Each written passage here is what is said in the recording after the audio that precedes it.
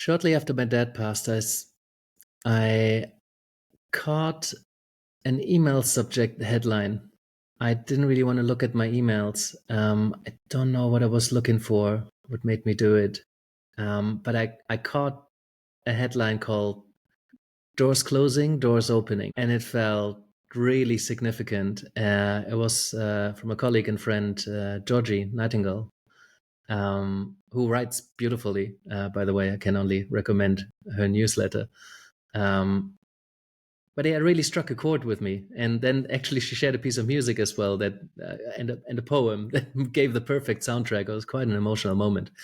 But I was thinking about doors opening and doors closing because it's something we say a lot. And I think all of us understand intellectually that endings are also significant beginnings.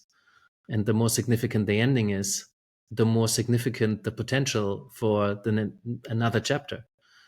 Because if it's such a significant ending, then by definition it's the next chapter, unless it's also your ending, right? So obviously I spent a lot of time with my mom the last month, and she's quite a resilient, pragmatic German tough cookie. I love her dearly, and through the grief there was these glimpses of the next chapter, and there was glimpses of excitement. You couldn't quite recognize it as excitement unless you're very tuned into the subtlety of how that can show up, right? But there's a lot of things that she couldn't do anymore because of my father's health, and couldn't move much anymore. And it's funny because I always felt, not funny, but I almost felt guilty of allowing myself to think about in a positive way what might be on the plate. And it can be tricky to hold both kind of emotions, the grief on the one hand, and also the excitement about what this next chapter could look like. And I remember working with a client who's lost his wife after 30, 40 years, relatively recently, to a point where I thought, why are you talking to a coach? It makes sense that you talk to an existentialist, but I didn't want to be in the way of him finding the proper support to grieve and feel bereft and mourn and cry, But he was also a very pragmatic British cookie.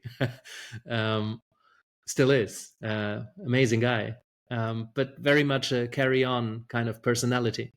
So, and there was also this excitement. There were no regrets. Everything was said. This wasn't sudden. This wasn't a surprise, So there was some sense of, can I already?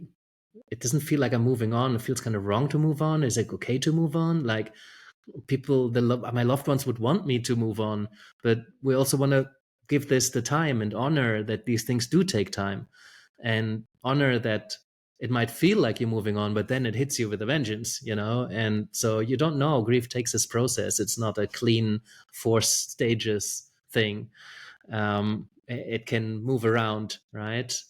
So I think just sitting with it and honoring the experience, but also not shying away from, making decisions to take your life in different directions. I think if you act too fast, there is a risk that you might not honor the experience and allow enough time to sit with it. But that's why it's important that we speak to people, right? So that we can sit with it and we can honor it. And I've been doing a lot of that, and my mom has been doing a lot of that, and that's why it was so important for me to spend time with her. But this doors closing also means doors opening. Maybe it feels like the doors stay closed for some time until anything feels like you could open. Maybe you don't feel ready, or maybe you just don't want to open any doors. Maybe you storm through doors opening just to distract yourself from the pain of the doors closing. So I think it's depends on who the person is, what the situation is, what the nature of the ending is, and how it came about.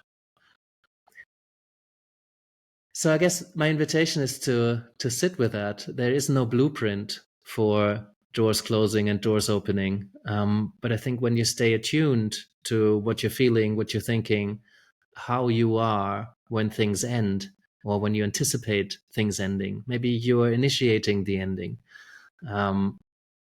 then that's a very valuable space to navigate the ones that are closing and the ones that are opening, and the process that feels right for you.